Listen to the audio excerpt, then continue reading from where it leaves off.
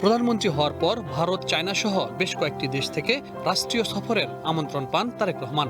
এরপর আলোচনা চলে প্রথম কোন দেশে সফর করবেন তিনি। নির্মাণে নাম্বার 1 শাহ সিমেন্ট। শেষ পর্যন্ত প্রধানমন্ত্রী হিসেবে তারেক রহমানের প্রথম বিদেশ সফরের গন্তব্য মালয়েশিয়া। সেখান থেকে চায়না 21 ও 22 জুন, মালয়েশিয়া এবং 23 থেকে 26 জুন পর্যন্ত তিনি চায়নায় অবস্থান করবেন। বাংলাদেশের জনশক্তি রপ্তানির তালিকায় চতুর্থ দেশ মালয়েশিয়া, কিন্তু প্রায় 2 বছর ধরে সিন্ডিকেট সহ নানা কারণে মালয়েশিয়ার শ্রমবাজার বন্ধ। প্রধানমন্ত্রীর এই সফরে সেই জটিলতা কাটবে বলে আশা করা হচ্ছে। সেই সাথে মালয়েশিয়ায় অবৈধভাবে থাকা শ্রমিকদের বিষয় নিয়েও আলোচনা হতে পারে। পরিসংখ্যান বলছে প্রায় 11,000 বাংলাদেশি শিক্ষার্থী মালয়েশিয়ায় পড়াশোনা করছেন। ফলে শিক্ষা খাতে দেশটির সঙ্গে সহযোগিতা বাড়ানোর বিষয়টিও গুরুত্ব পাবে প্রধানমন্ত্রীর এই সফরে। প্রধানমন্ত্রীর চায়না সফর নিয়েও রয়েছে যথেষ্ট কৌতূহল। বাণিজ্য, শিক্ষা, স্বাস্থ্য, প্রতিরক্ষা সহ বিভিন্ন খাতে দেশটির সাথে 15টির মতো সমঝোতা স্মারক সই হতে পারে এই সফরে। এছাড়া বাংলাদেশে প্রস্তাবিত দ্বিতীয় পদ্মা সেতু, তিস্তা মহাপরিকল্পনা, যমুনায় আরেকটি সেতু, বাংলাদেশের চায়নায় অর্থনৈতিক অঞ্চল নিয়েও হতে পারে গুরুত্বপূর্ণ আলোচনা। সম্প্রতি চায়না ঘুরে এসেছেন জাতীয় সংসদের deputy speaker barrister Kaiser Kamal.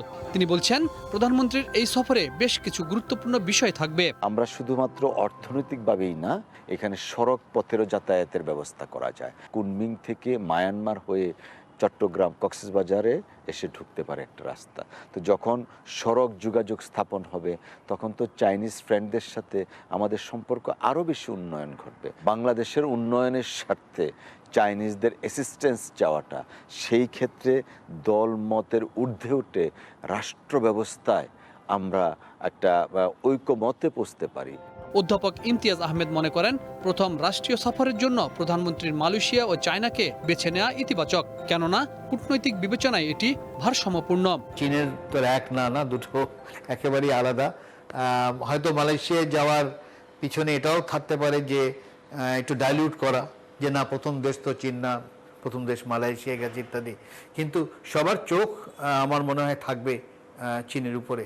চ্যালেঞ্জটা হলো যে কোন নেগোসিয়েশনের মাধ্যমে এবং আমরা কতখানি লাভ করতে পারি সেইগুলো দেখা। তো আমি মনে করি যে এই প্রথম সফরে এই সফলতাটা না আসার কোনো কারণ নেই। সবকিছু ছাপিয়ে প্রধানমন্ত্রীর প্রথম বিদেশ সফরে বাংলাদেশের স্বার্থ অক্ষুণ্ণ থাকার পাশাপাশি বিভিন্ন ক্ষেত্রে বন্ধু রাষ্ট্রগুলোর সহযোগিতার ক্ষেত্র বাড়বে বলেও আশা করেন এই বিশ্লেষক। Habib Rahman, one news, Dhaka.